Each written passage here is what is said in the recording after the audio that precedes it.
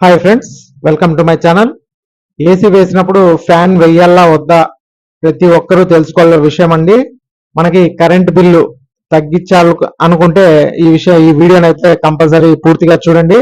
ఇక first time మా ఛానల్కి వచ్చినట్టయితే ఛానల్ని సబ్స్క్రైబ్ చేసుకోండి. అలాగే ఈ వీడియోకి ఒక్క లైక్ అయితే ఇవ్వండి. ఇక వివరాల్లోకి వెళ్తే, వేసవిలో ఏసీ వాడేటప్పుడు ఫ్యాన్ వెయ్యాలా వద్దా అనే సందేహం చాలా మందికి ఉంటుంది. నిజానికి ఏసీతో పాటు ఫ్యాన్ ను కూడా తక్కువ వేగంతో నడపడం వల్ల గది త్వరగా చల్లబడమే కాకుండా విద్యుత్ బిల్లు కూడా తగ్గుతుందని శాస్త్రీయంగా నిరూపించారు. దీనికి సంబంధించిన ఆసక్తికరమైన విషయాలు కూడా మనకి ఇక్కడ ఉన్నాయి. ఒకసారి చూసినట్టయితే, సాధారణంగా గదిలోని వేడి గాలి తేలికగా ఉండి పైభాగానికి చేరుకుంటుంది. ఏసీ నుండి వచ్చే చల్లటి గాలి బరువుగా ఉండి కిందనే ఉండిపోతుంది. కేవలం ఏసీ మాత్రమే వాడినప్పుడు గది అంతా చల్లబడడానికి ఎక్కువ సమయం పడుతుందండి. ఫ్యాన్ ని 2 లేదా 3వ నంబర్ స్పీడ్ లో ఉంచినప్పుడు అది గాలిలో కదలికను సృష్టించి పైనున్న వేడి గాలిని కిందనున్న చల్లటి గాలితో వేగంగా కలిపేస్తుంది. దీనివల్ల గది అంతటా చల్లదనం త్వరగా అయితే విస్తరిస్తుందని కూడా చెప్తున్నారు. అయితే ఏసీతో పాటు ఫ్యాన్ ను వాడినప్పుడు ఏసీని 24 నుంచి 26 డిగ్రీల వద్ద సెట్ చేసిన గదిలో సౌకర్యవంతమైన చల్లదనం అయితే లభిస్తుందని కూడా చెప్తున్నారు.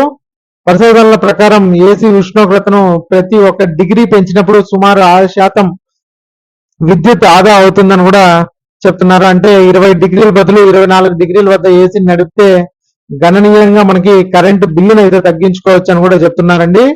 ఇక ఇంకొక విషయానికి వస్తే, ఏసీ గదిలో బకెట్ వాటర్ పెడితే ఇన్ని ప్రయోజనాలు ఉన్నాయా అని కూడా మనకి చెప్తున్నారు. మరి బకెట్ వాటర్ తో ఏమేమి ప్రయోజనాలు ఉన్నాయో ఒకసారి చూసినట్టయితే, సాధారణంగా ఎయిర్ కండిషనర్ గదిలో వేడిని తగ్గించడమే కాకుండా గాల్లో ఉన్న తేమను అంటే హ్యూమిడిటీ కూడా పీల్చుకుంటాయి. దీనివల్ల గదిలోని గాలి పొడిగా మారి కొన్ని సమస్యలకు కారణం కావచ్చు. కాబట్టి ఈ సమస్యకు బకెట్ వాటర్ చిట్కాతో చెక్ పెట్టవచ్చని నిపుణులు అయితే సూచిస్తున్నారండి. అది ఎలా పనిచేస్తుందో ఇప్పుడు ఒకసారి చూసినట్టయితే, ఏసీ గదుల్లోని గాలి పొడిగా మారడం వల్ల చాలా మందికి చర్మం పొడి బారడం, కళ్ళు మంట పుట్టడం లేదా గొంతు ఎండిపోయినట్లు అనిపించడం జరుగుతుంది. కాబట్టి గదిలో ఒక బకెట్ లో నీటిని ఉంచినట్లయితే ఆ నీరు నెమ్మదిగా ఆవిరై గాలిలో తగినంత తేమనైతే ఉంచుతుంది. ఇది సహజమైన హ్యూమిడిటీ లాగా మనకి పనిచేస్తుందని కూడా చెప్తున్నారు. ఇక పొడి గాలి వల్ల ముక్కు లోపల పొరలు ఎండిపోయి కొందరికి శ్వాస తీసుకోవడంలో ఇబ్బంది కూడా తలెత్తవచ్చు అని కూడా చెప్తున్నారు. తుమ్ములు రావడం వంటివి జరగచ్చు. గదిలో నీటిని ఉంచడం వల్ల గాలి నాణ్యత మెరుగుపడి నిద్రలో శ్వాస తీసుకోవడం సులభతరం కూడా అవుతుందని కూడా చెప్తున్నారు. ఇక విద్యుత్ ఆదా అయ్యే ఛాన్స్ కూడా ఉంది అని చెప్తున్నారు.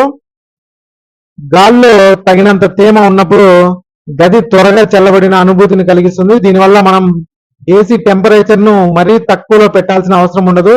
24 డిగ్రీస్ లేదా 26 డిగ్రీస్ వద్ద కూడా సౌకర్యవంతంగా అయితే మనకు అనిపిస్తుంది. తద్వారా విద్యుత్ బిల్లు కూడా ఆదా చేసుకోవచ్చు అని కూడా చెప్తున్నారండి.